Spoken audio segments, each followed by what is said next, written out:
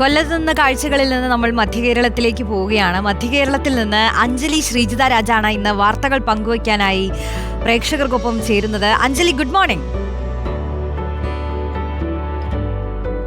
Good morning Roshni. Anjali, സാധാരണ വ്യായാമമൊക്കെ ചെയ്യാൻ ഇറങ്ങുന്ന ആളുകളെ കാണാറുണ്ട് കൊച്ചിയിൽ. ഇന്ന് ആരും ഉണർന്നിട്ടില്ലേ? സമയം 6 മണി കഴിഞ്ഞ് 7 മിനിറ്റ് ഉണർന്നിട്ടുണ്ട്. വ്യായാമത്തിനായി ഒരുപാട് പേർ പറയൂ. തീർച്ചയായും ഒരുപാട് പേര് വ്യായാമത്തിനായി രാവിലെ തന്നെ ഇറങ്ങിയിട്ടുണ്ട്.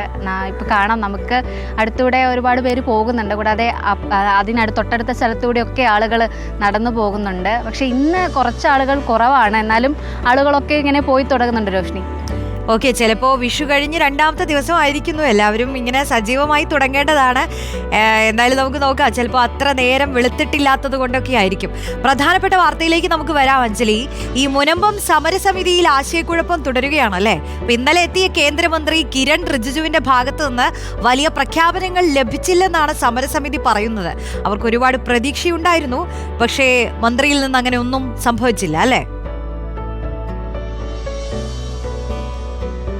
അത് തീർച്ചയായും രോഷ്നി. അതായത് മുനമ്പത്ത് വഖഫ് ഭേദഗതി ബില്ല് നിയമസഭയിൽ പാസ്സായപ്പോൾ വലിയ ആഘോഷ പ്രകടനങ്ങളും പ്രതീക്ഷയുമാണ് മുനമ്പത്തെ ജനങ്ങൾ പങ്കുവച്ചത്. കേന്ദ്രമന്ത്രി കിരൺ റിജിജു എത്തിയപ്പോഴും അദ്ദേഹത്തിൻ്റെ ഭാഗത്തു നിന്നും വലിയ പ്രഖ്യാപനങ്ങൾ ഉണ്ടാകുമെന്ന പ്രതീക്ഷയിൽ തന്നെയായിരുന്നു ഇന്നലെ മുനമ്പത്തെ ജനങ്ങൾ ഉണ്ടായിരുന്നത്. ഇതിൻ്റെ ഭാഗമായിട്ട് ഈ BJP സർക്കാരിനെയും കേന്ദ്ര സർക്കാരിനെയും ഒപ്പം BJP പാർട്ടി നേതാക്കളെയൊക്കെ വലിയ രീതിയിൽ സ്വീകരിക്കുകയും അതുമായി ബന്ധപ്പെട്ടുള്ള ഒരു ആഘോഷ പരിപാടികളൊക്കെ ആയിരുന്നു മുനമ്പത്ത് ഇന്നലെ സംഘടിപ്പിച്ചത്. എന്നാൽ കേന്ദ്രമന്ത്രി എത്തി, കേന്ദ്രമന്ത്രിയുടെ ഭാഗത്തു നിന്നും വലിയ പ്രഖ്യാപനങ്ങൾ ഉണ്ടായില്ല. അതായത് നിയമത്തിൻ്റെ ഡ്രാഫ്റ്റ് തയ്യാറാക്കേണ്ടതുണ്ട്, അതിൻ്റെ അടിസ്ഥാനത്തിലായിരിക്കും ബാക്കിയുള്ള കാര്യങ്ങളെന്നും, കൂടാതെ ഈ ഡ്രാഫ്റ്റ് പൂർത്തീകരിക്കാൻ സമയം ആവശ്യമാണ്, ഇതിൻ്റെ അടിസ്ഥാനത്തിൽ മാത്രമാണ് സംസ്ഥാന സർക്കാരിന് നിർദ്ദേശങ്ങൾ നൽകാനാകൂ എന്നൊക്കെയാണ് കേന്ദ്രമന്ത്രി കിരൺ റിജിജു ഇന്നലെ മുനമ്പത്ത് പ്രസംഗത്തിൽ പറഞ്ഞത്. ഇത് മുനമ്പത്തെ ജനങ്ങൾക്ക് വലിയ നിരാശയാണ് ഉണ്ടാക്കിയത്. കാരണം കേന്ദ്രമന്ത്രിയുടെ ഭാഗത്തു നിന്നും ശാശ്വതമായ ഒരു പരിഹാരം പെട്ടെന്നുണ്ടാകുമെന്ന പ്രതീക്ഷ തന്നെയാണ് മുനമ്പത്തെ ജനങ്ങൾക്കുണ്ടായത്. ഇതുമായി ബന്ധപ്പെട്ടുള്ള ഒരു സന്തോഷം തന്നെയായിരുന്നു അവർ പങ്കുവച്ചത്. എന്നാൽ ഇതിൻ്റെ ഭാഗമായിട്ട് വലിയ നിരാശയാണ് പിന്നീട് മുനമ്പത്തെ ജനങ്ങൾക്കുണ്ടായത്. ഈ ഒരു പ്രഖ്യാപനം ഉണ്ടാകുമെന്ന പ്രതീക്ഷയിൽ തന്നെ വലിയ ആഘോഷ പരിപാടികളും, കൂടാതെ ഈ സംസ്ഥാന സർക്കാരിനെതിരെയൊക്കെ വലിയ രീതിയിൽ വിമർശനങ്ങളൊക്കെ കഴിഞ്ഞ ദിവസങ്ങളുണ്ടായിരുന്നു. ഇത് അതായത് BJPക്ക് വലിയ ഗുണം ചെയ്യുമെന്ന ഒരു സാഹചര്യമായിരുന്നു. എന്നാൽ ഇപ്പോൾ ആ സ്ഥിതി മാറിയിരിക്കുകയാണ്. മുനമ്പത്തെ ജനങ്ങൾ വലിയ നിരാശയാണ് പങ്കുവയ്ക്കുന്നത്. കാരണം ഇനിയും സമരവുമായി മുന്നോട്ട് പോകേണ്ടി ഇരിക്കുമെന്ന് തന്നെയാണ് അവർ വ്യക്തമാക്കുന്നത്. കാരണം 610 കുടുംബങ്ങളാണ് മുനമ്പത്തുള്ളത്. അവർ 3 വർഷത്തോളമായി അവരുടെ റവന്യൂ അവകാശങ്ങൾ പുനഃസ്ഥാപിക്കാൻ, അതായത് അത്തരം അവകാശങ്ങൾ നിഷേധിക്കപ്പെട്ട ജനങ്ങളാണ്. ഈ ഒരു നിയമം കൊണ്ടുവരുന്നത്, അതിൽ ഇങ്ങനെ ഒരു വഖഫ് ഭേദഗതി ബില്ലിലൂടെ എല്ലാ പ്രശ്നങ്ങളും പരിഹരിക്കപ്പെടും, ഉടൻ തന്നെ പരിഹരിക്കപ്പെടുമെന്ന ഒരു ആശ്വാസമായിരുന്നു അവിടെ ഉണ്ടായിരുന്നത്. എന്നാൽ കിരൺ റിജിജു എത്തി അത്തരത്തിൽ പ്രഖ്യാപനങ്ങളൊന്നും ഉണ്ടാകാത്തത് വലിയ നിരാശയാണ് അവിടെ ഉണ്ടാക്കിയിരിക്കുന്നത്. അതിനാൽ തന്നെ സമരപരിപാടിയുമായി മുന്നോട്ട് പോകാനും നിരാഹാരവുമായി മുന്നോട്ട് പോകാൻ തന്നെയാണ് മുനമ്പത്തെ ജനങ്ങളുടെ തീരുമാനം.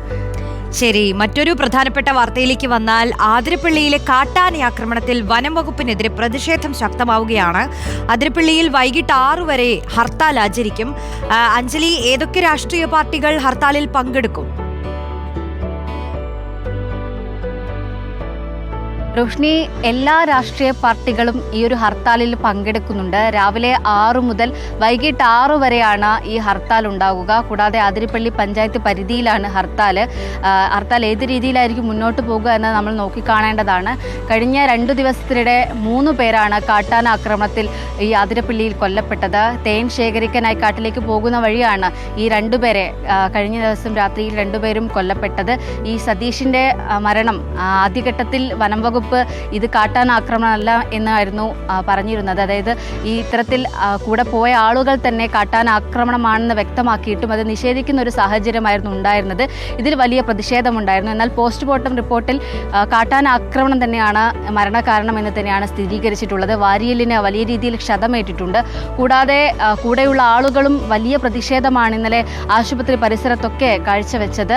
ഈ പോസ്റ്റ്മോർട്ടത്തിനായി ബോഡി കൊണ്ടുപോകാനുള്ള ഒരു അനുമതി പോലും, അതായത് അവിടെ വലിയ അത്തരത്തിലുള്ള പ്രതിഷേധമാണ് നമ്മൾ കണ്ടത്. കഴിഞ്ഞ കുറേ ദിവസങ്ങളെ ഇത്തരത്തിൽ വലിയ കാട്ടാന ആക്രമണം ആ ഭാഗങ്ങളിൽ നിലനിൽക്കുന്നുണ്ട്. എന്നാൽ ഈ വനംവകുപ്പിൻ്റെ ഭാഗത്തു നിന്നും കൃത്യമായിട്ടുള്ള ഒരു പരിഗണനയും ഒരു സുരക്ഷയും അവിടെ ലഭ്യമല്ല. കൂടാതെ RRT സംവിധാനം കൂടുതൽ ശക്തമാക്കണം തുടങ്ങിയ ആവശ്യങ്ങൾ ഉന്നയിച്ച് തന്നെയാണ് ഇന്ന് ഹർത്താൽ സംഘടിപ്പിച്ചിട്ടുള്ളത്.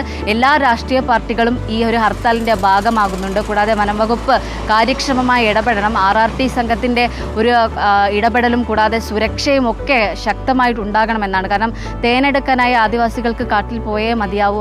കാരണം അത്തരത്തിൽ അതാണ് അവരുടെ ഉപജീവന മാർഗം. അപ്പോൾ സുരക്ഷ ഉറപ്പാക്കേണ്ടത് ഒരു സർക്കാരിൻ്റെ ഉത്തരവാദിത്തമാണ്, വനംവകുപ്പിൻ്റെ ഉത്തരവാദിത്തമാണ്. അത് സാധ്യമാക്കണമെന്ന് ആവശ്യപ്പെട്ടുകൊണ്ട് തന്നെയാണ് ഇന്ന് ഹർത്താൽ സംഘടിപ്പിച്ചിട്ടുള്ളത്. കൂടാതെ കഴിഞ്ഞ 2 ദിവസത്തിനിടെ 3 പേരാണ് അവിടെ ഈ ഒരു കാട്ടാന ആക്രമണത്തിൽ കൊല്ലപ്പെടുന്നത്. ഇത് വലിയ പ്രതിഷേധമാണ് ഇന്നലെ അവിടെ അരങ്ങേറിയത്. ഇന്നും അതുമായി ബന്ധപ്പെട്ടുള്ള പ്രതിഷേധങ്ങളും കൂടാതെ സമരവും നടക്കുമെന്ന് തന്നെയാണ് നമ്മൾ മനസ്സിലാക്കുന്നത്. രോഷ്നി, ശരി, എന്തായാലും കാട്ടാന ആക്രമണത്തിൽ പ്രതിഷേധിച്ച് തന്നെയാണ് എന്തായാലും ഹർത്താൽ. അപ്പോൾ ഇന്ന് ഹർത്താൽ ആചരിക്കും. അഞ്ജലി ശ്രീജിത രാജാണ് മധ്യകേരളത്തിൽ നിന്ന് വാർത്തകളുമായി ചേർന്നത്. ശരി അഞ്ജലി, നമുക്ക് വീണ്ടും കാണാം.